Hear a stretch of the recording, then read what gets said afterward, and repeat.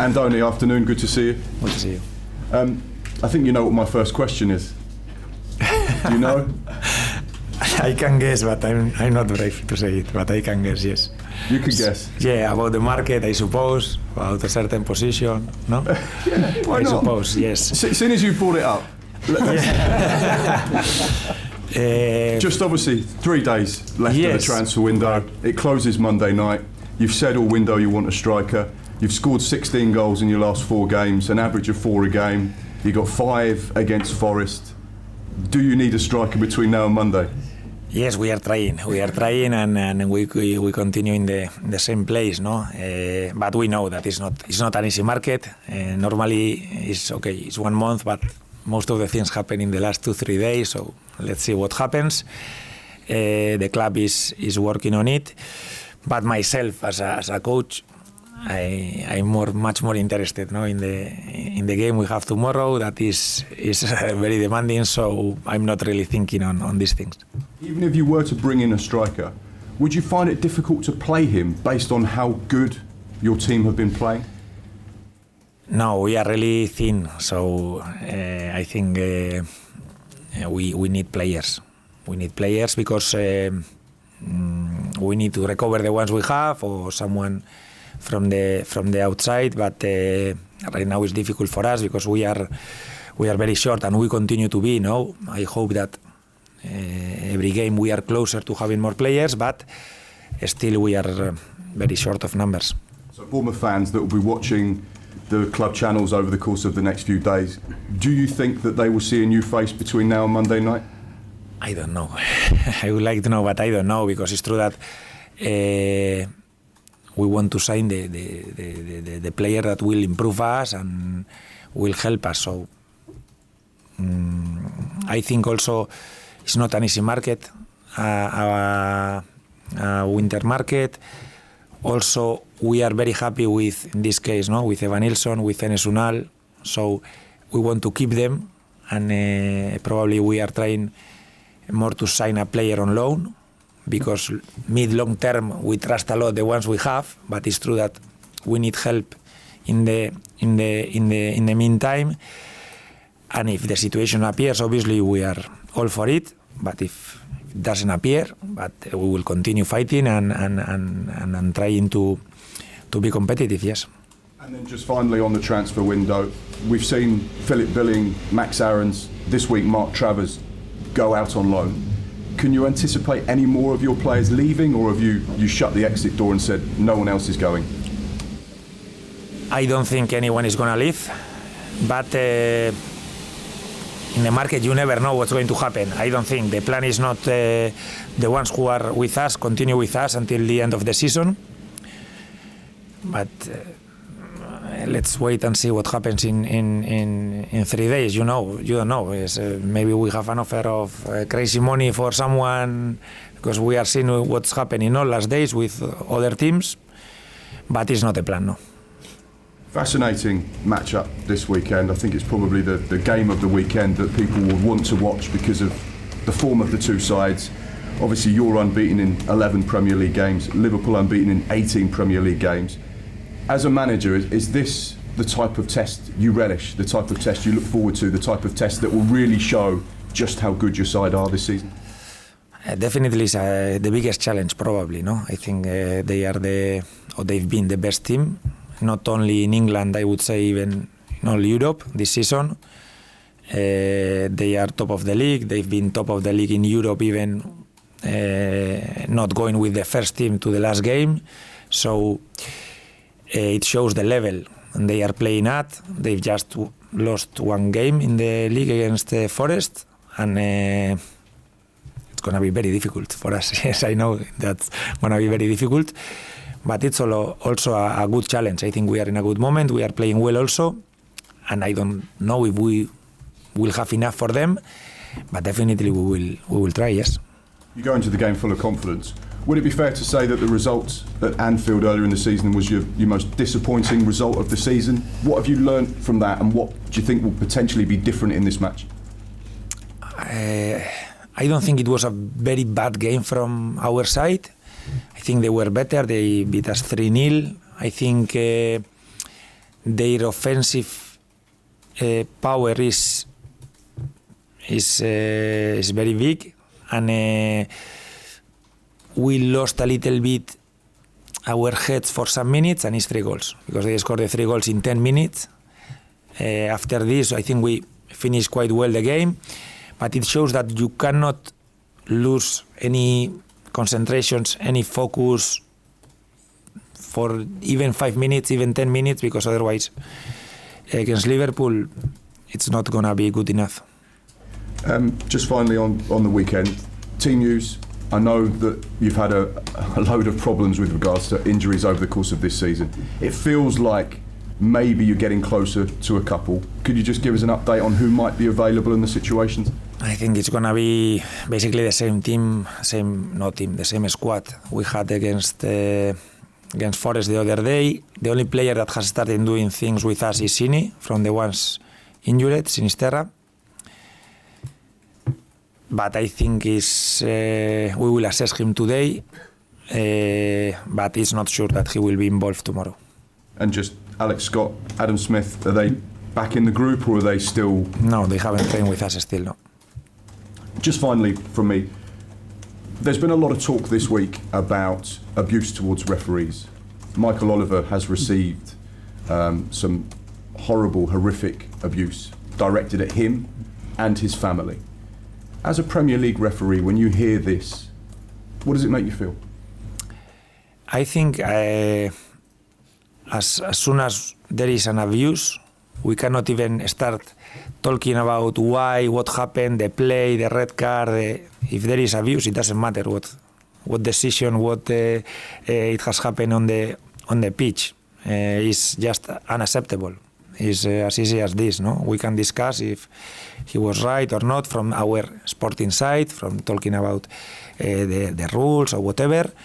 But when we are talking about abuse, I think it has to be pretty clear, no? That is not acceptable. Yeah. How does it stop? How do you get the message to fans that this kind of behaviour is just not acceptable in the game? I think it starts with us, with everyone watching the game, where we have to be very careful with the words we use, and because if we start taking like normal certain things, it becomes dangerous. So I think we have to start with ourselves being very dangerous. I am the first one to complain about referees sometimes, but we always try to do it in a respectful way. Brilliant. Thank you very much. There you go. Thinking about the game at Anfield, have you used that sort of 5 or 10 minutes this week to remind the players, don't switch off? I think they already knew. No, yes. Before I talk about this, no, I think it's a team that they create chances. Probably the most dangerous team right now in the league. You see every game they score 3, 4, 5, 6 sometimes. So I think the players, they are aware of this. There are moments in the games, even the teams that have played really well against them, where you are there inside your box for 10, 15 minutes, a lot of corners, a lot of shots against, but we have to go through these periods if you want to take something from the game against them. And I hope we are at this level, and also I think we have to be very good in the other side, because they will score almost for sure, and they will be dangerous because they always are. So we need to match them in the other side and try to be clinical and try to also score goals, because otherwise it's going to be very difficult. You say it's almost sure that Liverpool will score, but teams don't score here. You've only conceded 7. Yeah, but I don't expect a clean sheet tomorrow. No. I don't expect. I think we will need goals. If we want to take a point tomorrow, I think we will need goals. And we have to be very clinical, because every game they play, they are the volume, the offensive volume they have is the best right now, and they put you under a lot of pressure. And I hope we can defend well, try to limit whatever they do offensively, but definitely we will have to be very good in the other side. Being clinical, is that the biggest difference between your team today and the team that went to Anfield when I think you had 19 shots? Yes, that's why I say I don't think we were a disaster when we played there. I think we did good things, but when it most mattered in the first half, when we were 0-0, quite a level game, they were better than us, no? And 10 minutes that you lose a little bit your focus, you are 3-0 down and it's over. So I hope we've improved from there, yes. I was at the Brentford-Liverpool game a couple of weeks ago, and to my ignorant, untrained eyes, Liverpool just sort of squeaked through at the end, a couple of goals in injury time, and they were good, but to me, they were good, but not brilliant. Thomas Frank then said, this team is amazing, they're 1 or 2 levels above everyone else right now. What is it that they do that puts them above everyone else? Now you talk about this game and I agree, and I think Brentford were very good that game. I think they were threatening, but if you check the stats of Liverpool, they had like 38 shots or something like this. Like had I don't know how many corners, but it's like double digit definitely. So basically, they score 2 and they deserve to score even more. You know, even playing well against them, they are scoring and creating so many chances that's why I say in the other side we have to be very good. Because even playing well, defending well like Brentford did, like as you said, their volume of shots, of corners, of crosses, is through the roof. And while they've got good players everywhere, how good is Mo Salah? Where does he stand? People talk about him being the best in the world. Is he the best in the world for you? I don't know if he's the best in the world, but it has to be close, no?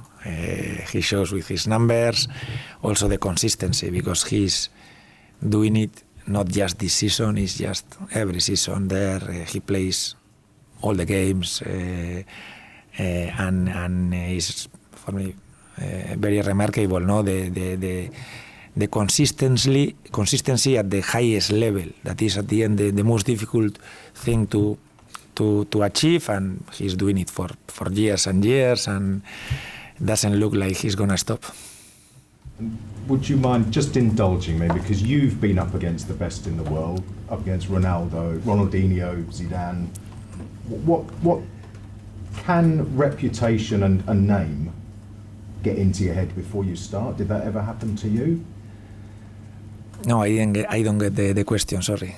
When you're up against a player, yes. you know, one of the elite. Yes.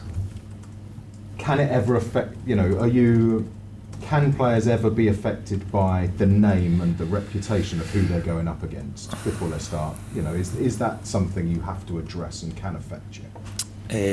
I think you have to be at the level of the game, and the level of the game tomorrow is going to be very high. So I hope my players are at this level. We have the experience, and they have the experience that they've played against them before. So you should be like too impressed, and we've been there, we've been competitive against them. We've never had a point against them. I think it's one of the few teams that we've never had a point against them. But if you want to play at this level in the Premier League, you have to play against the best players in the world, and as a player you have the chance to show that you can be competitive against anyone, and it's a good chance tomorrow. Who was the best you played against? The best? I played against very good players.